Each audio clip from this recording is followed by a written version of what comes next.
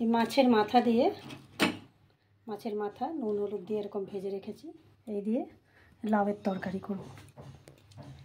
তো মাছ ভাজার যে তেলটা, মাথাটা যেটাতে ভেজে রেখেছি ওই তেলের মধ্যেই আর একটু তেল দেবো, সর্ষের তেল, পুরো রান্নাটা পুরো সর্ষের তেলেই হবে।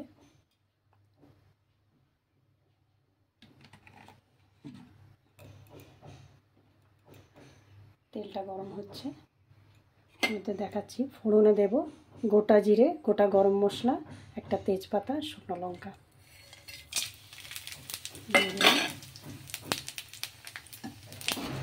এর মধ্যে মশলা লাগছে নুন, হলুদ, চিনি, জিরে গুঁড়ো, ধনে গুঁড়ো আর কাশ্মীরি লঙ্কা গুঁড়ো।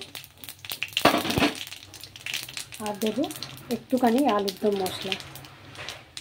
এটা পুরোপুরি অপশনাল, আপনারা নাও দিতে পারেন।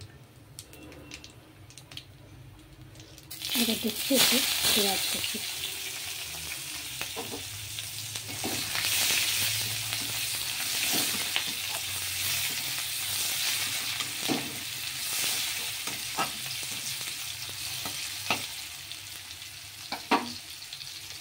পেঁয়াজটা একটু হালকা ভাজা হয়ে গেলে এখানে একটা পেস্ট করে রাখা আছে, পেঁয়াজ, রসুন, আদা, কাঁচা লঙ্কা আর টমেটো।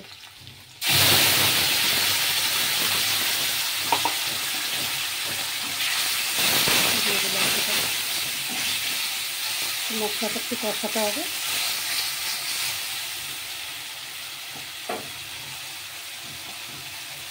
এবার এই গুঁড়ো মশলাগুলো সব দিয়ে দেবো।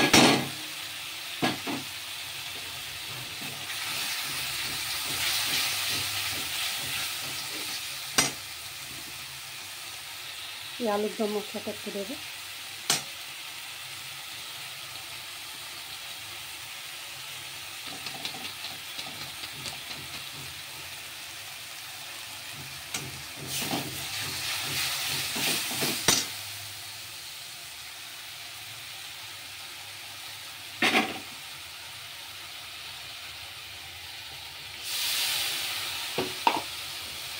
খেয়াল রাখবেন মশলাটা যাতে পুড়ে না যায়।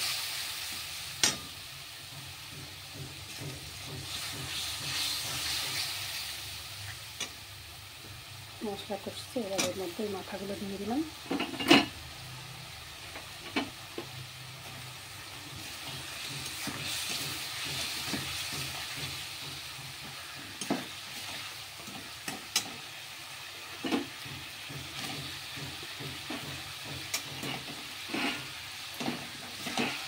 একটা বড় মাছের মাথা আছে এর মধ্যে, কাতলা মাছের মাথা, বেশ বড়।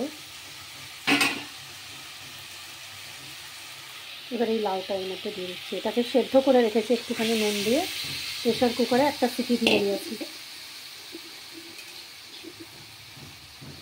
হাফ সেদ্ধ করা আছে। এবার এখানে এই মাছের মাথার সাথে পুরো মশলা দিয়ে এটা আর একটু সেদ্ধ হয়ে একদম কাদা কাদা হয়ে মিশে যাবে মাছের মাথার সাথে।